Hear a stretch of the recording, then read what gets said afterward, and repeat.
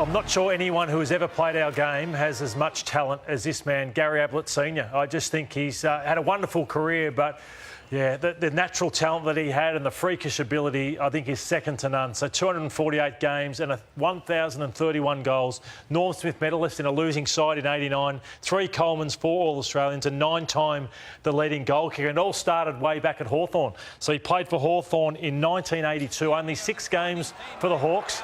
Even in these clips, you can see he had a fair bit of talent about him. I think his training standards upset Alan Jeans. So he went back to Myrtleford after this season.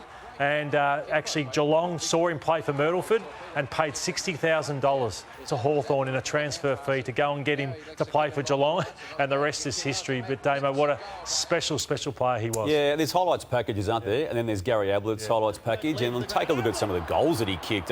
We'll get to the marks later on, but this famous goal that was called beautifully by Sandy Roberts, what more can you say?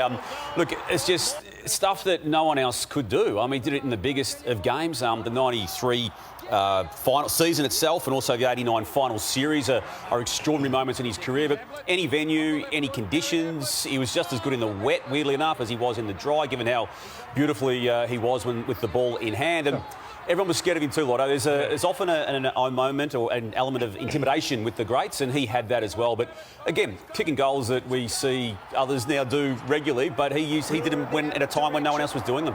And no, it wasn't just the goals from inside the 50-metre arc. He was just as good from beyond the arc, and we'll get to some of his goals out there in a sec. But his long kicks, his ability to stay agile, he was so strong over the contest. Oh, he was one of those players, like, as a young kid, I would just run around just screaming out, Ablett! Yeah. And I didn't get to watch that much of his footy. I was obviously incredibly young, but he was so good from long range too. Obviously, he's a powerful human. He had a shot there from 70. He started on the wing, didn't he, Damo? So, yeah, he did.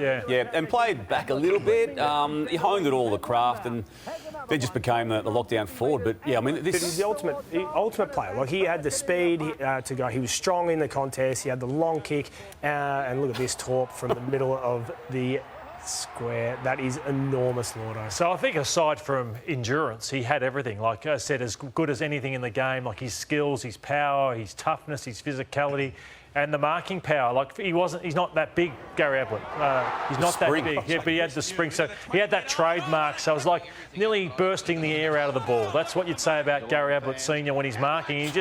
He just exaggerated some of these marks where he just stayed up there for longer and, as I said, just squeezed the ball, just so strong and powerful. And he obviously worked hard in the gym. And I loved watching him for Victoria. Like, he was just a wonderful state player, and he had the leap and the skill. And then we got the famous mark about to come up where he got paid Mark of the Year. I'm glad they paid it. You're glad they paid it, but it wasn't a mark. This is the one.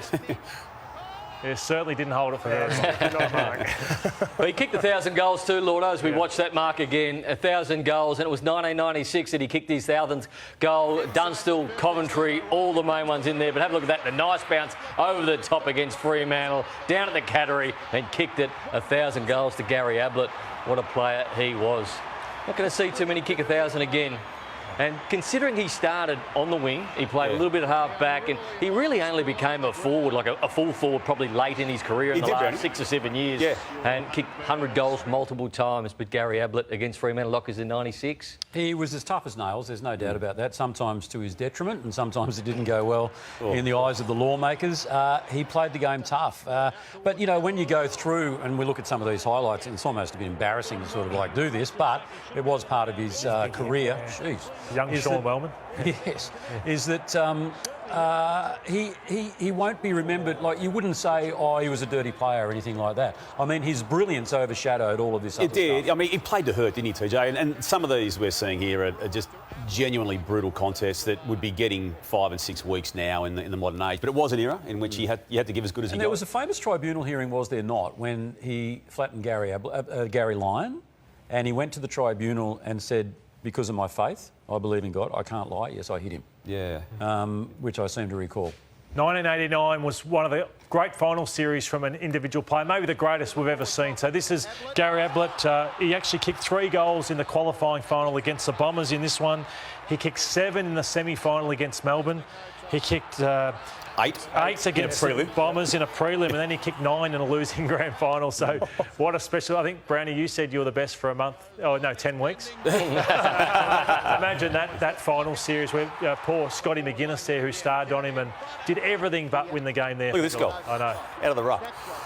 In the epic grand final that was. As Brownie mentioned before, the bags of goals, as in the bags of goals in a season, 100 goals being kicked in a season, came relatively late in an already extraordinary career. 93 was the big one. He kicked 124 in just 17 matches. Just absorb that. That's 17 enormous. matches. He kicked 124 goals. It was a great era. Obviously, Dunstall and Modric in the same year reached that ton as well. But this particular season had bags of 14, 12, 11 and 2 bags of 10. All inside those 17 games. I had the VHS cassette at home. It was called Gary Ablett One Special Season. Yeah. I reckon I had that on repeat at home back then. I think Sandy Roberts did that, didn't he? Yes. He might have, yeah. And this, weirdly enough, for a team that made those 4 grand finals, 89, 92, 94, 95, this was a season that they, I think, fell short in. And this was the one that he actually kicked the miracle amount of goals, 124 from just 17 games. And Damo, did you ever approach him for an interview? Yeah. And he was the nicest knockback ever, wasn't he? He'd always say, come back next week, we'll do it then. Yeah. You came back next week, and he'd say the same thing again. I remember at the baggage carousel in Perth for a state game and went up and with the camera and said, Gary, can we just have a quick chat? No, Not today. After these highlights, I remember an old VH tape as well, with Biff Bumps and Brawlers. Oh, yeah, that was a good one. You mentioned his State of Origin games. He was unbelievable. He's the king of State of Origin. He played 11 games, kicked 43 goals, 8 in his first State of Origin game for Victoria. And just some of these moments, they're so special for, and this is why it's be so special to bring back the State of Origin game, I think. Well, because is so it many gonna- people is it have gonna fond be memories. like this? We're gonna have It'll these never, players. It'll never ever be like this. I think that was just a golden era for State of Origin, which people just love to reflect on. But People who knows? cared then. In People 10, cared then, 15 Rory. years, yeah, people care. Then in 10, 15 years, you've got to start somewhere. So This is the famous one. Yeah, I mean, Lockett kicking it to Ablett.